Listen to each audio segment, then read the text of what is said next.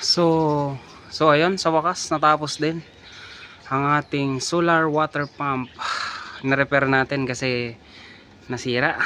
Nag-stuck up yung bearing nya kasi hindi nagamit at tayo duty ng matagal. So mula sa taas sa ating solar pump, dumaan yan dito sa ating nag-iisang circuit DC breaker. At mula dyan sa ating nag-iisang circuit breaker ay dadaan yan, wala pa yan, hindi ko pa nasa-set up yan. Dadaan yan dito sa ating solar motor water pump na 12 volts. Ito, awit siya dyan. And then, boom! So, na fully set up na natin to. So, kung gusto nyo malaman kung paano sinet up to, comment down below, tuturo natin para naman medyo may thrill.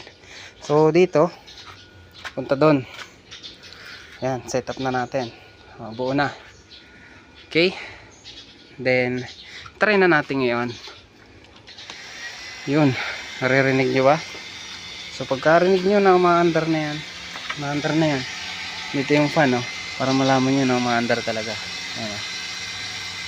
Ayan, hinihigop, diba? Kasi nga nagbabacuum yan. Yan, maandar na yan. Tapos labas na yan doon. Yan, yan, unlimited ang ating water. Hanggang meron tayong sikat ng araw ay talagang meron tayong supply ng tubig. So yun lamang guys, at bye bye.